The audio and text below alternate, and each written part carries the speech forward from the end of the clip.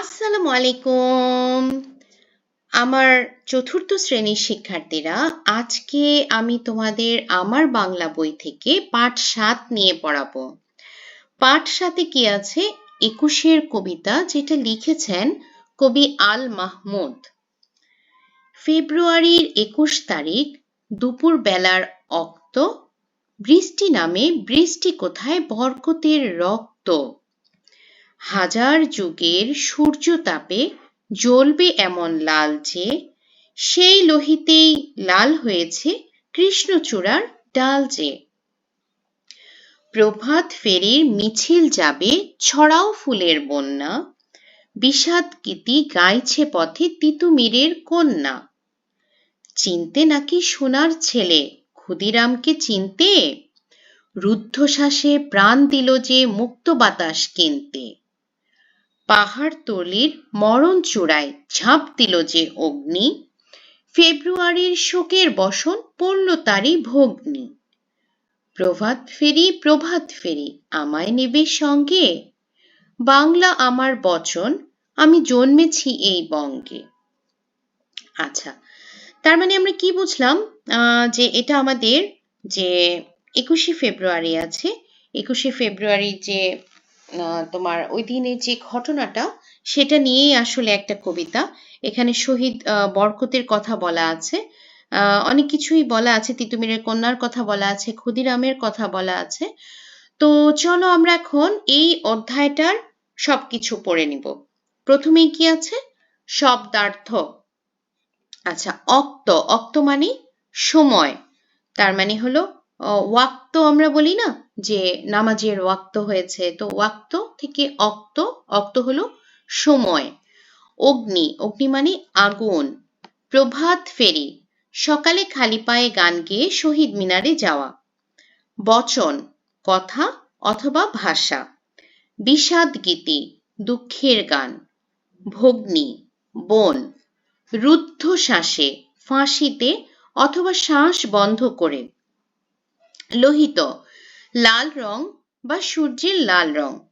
আচ্ছা, এরপরে দেখো, খুব সুন্দর করে তোমাদের এখানে বলেছে যে কবিতায় যা বলা হয়েছে। তোমাদের সাধারণত প্রায় স্কুলেই কবিতার মূল ভাব আসে, তো কবিতার যদি মূল ভাব আসে তাহলে তোমরা কিন্তু এটা লিখে দিতে পারবে। আচ্ছা, তোমরা চাইলে প্রথমে একটা লাইন জুড়ে দিতে পারো যে তোমার ২১-এর কবিতা কবি আল মাহমুদের একটি অনন্য সৃষ্টি, এভাবে করে লিখে দিতে পারো। এরপর লিখবে, মাতৃভাষার জন্য প্রাণ দিয়েছিল এ দেশের মানুষ। ফেব্রুয়ারির ২১ তারিখে তাঁদের স্মরণে অনুষ্ঠিত হয় প্রভাত ফেরি। এই কবিতায় কবি ২১শে ফেব্রুয়ারিকে স্মরণ করেছেন। প্রভাত ফেরিতে হাঁটতে হাঁটতে তার মনে পড়েছে শহীদ বরকতের কথা। মনে হচ্ছে আকাশ থেকে ঝরে পড়ছে বরকতের রক্ত, সেই রক্তে যেন লাল হয়েছে কৃষ্ণচূড়া ফুল। কবির মনে পড়েছে শহীদ তিতুমিরের কথা।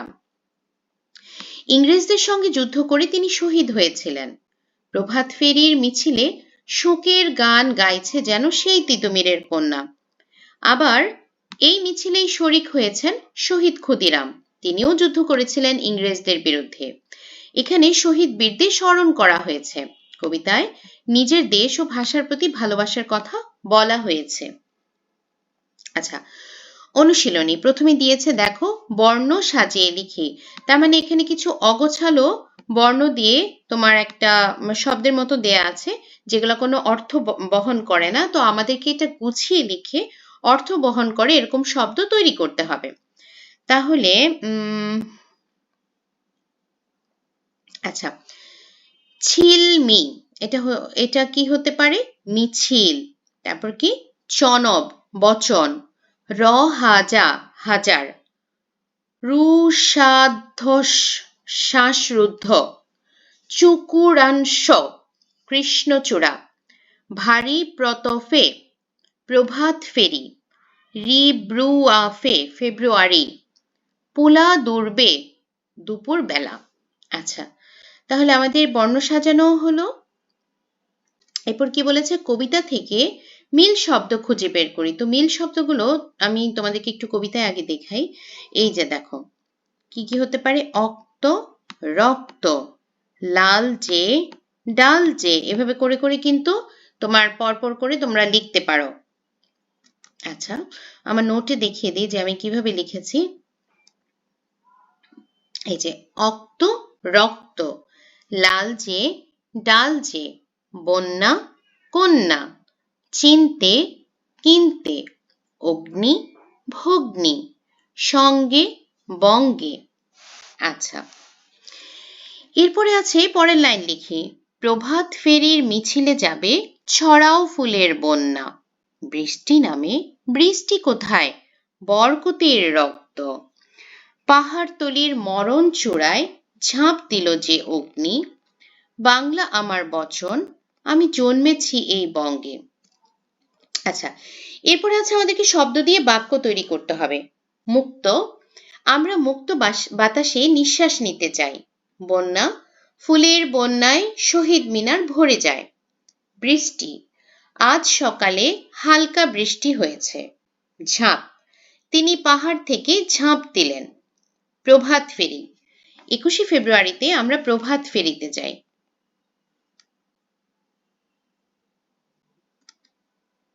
আচ্ছা, এরপরে আছে প্রশ্নের উত্তর বলি ও লিখে। কে মুক্ত বাতাস কিনতে প্রাণ দিয়েছে? ক্ষুদিরাম মুক্ত বাতাস কিনতে প্রাণ দিয়েছেন। তিনি ছিলেন সাহসী বীর। ব্রিটিশ শাসকদের অন্যায় ও অত্যাচারের বিরুদ্ধে তিনি প্রতিবাদ করেন। দেশকে পরাধীনতার শৃঙ্খল থেকে মুক্ত করার জন্য তিনি জীবন উৎসর্গ করেন। অল্প বয়সেই তিনি দেশের জন্য কাজ করার সাহস দেখান। দেশের মানুষের স্বাধীনভাবে বাঁচার অধিকার প্রতিষ্ঠাই ছিল তার লক্ষ্য। ক্ষুদিরাম বোসের আত্মত্যাগ আমাদের দেশপ্রেম ও সাহসের শিক্ষা দেয়। কবি কোথায় জন্মগ্রহণ করেছেন? কবি আল মাহমুদ বাংলাদেশের একজন বিখ্যাত কবি। কবি বাংলায় জন্মগ্রহণ করেছেন। তিনি এই দেশের ভাষা ও সংস্কৃতির সন্তান। তার জন্মভূমি তার লেখালেখিতে প্রভাব ফেলেছে। দেশ, মানুষ ও ভাষার প্রতি তার গভীর ভালোবাসা ছিল। তিনি বাংলা সাহিত্যকে সমৃদ্ধ করেছেন তার কবিতার মাধ্যমে। তার রচনায় দেশের ইতিহাস ও সংস্কৃতি ফুটে উঠেছে। আচ্ছা, কিসের দাবিতে 21শে ফেব্রুয়ারির ঘটনা ঘটেছিল? আমি এই প্রশ্নটা এবং পরের প্রশ্নটা একই উত্তর লিখেছি। দেখো পরেরটাতে কি বলেছে, ফেব্রুয়ারির 21 তারিখ কি ঘটেছিল। তা আমি একই লিখেছি, শুধু পরেরটাতে একটা লাইন বাড়তে লিখেছি। মাতৃভাষা বাংলাকে রাষ্ট্রভাষা করার দাবিতে 21শে ফেব্রুয়ারির ঘটনা ঘটেছিল। তৎকালীন পাকিস্তান সরকার উর্দুকে একমাত্র রাষ্ট্রভাষা করতে চেয়েছিল, কিন্তু বাংলাভাষী মানুষের সংখ্যা ছিল বেশি। তারা বাংলাকে রাষ্ট্রভাষা করার দাবি জানায়। এই দাবিতে ছাত্ররা আন্দোলনে অংশ নেয়। আন্দোলনের সময় পুলিশ গুলি চালায়। এর ফলে 21শে ফেব্রুয়ারি একটি ঐতিহাসিক দিনে পরিণত হয়। তো পরেরটাও সেম রেখেছি, শুধু একটা লাইন জুড়ে দিয়েছি যে 21শে ফেব্রুয়ারি আন্তর্জাতিক মাতৃভাষা হিসেবে পালিত হয়, দিবস হিসেবে পালিত হয়। আচ্ছা, তোমার অভিজ্ঞতা থেকে প্রভাত ফেরির বর্ণনা দাও। 21শে ফেব্রুয়ারির সকালে আমরা প্রভাত ফেরিতে যাই।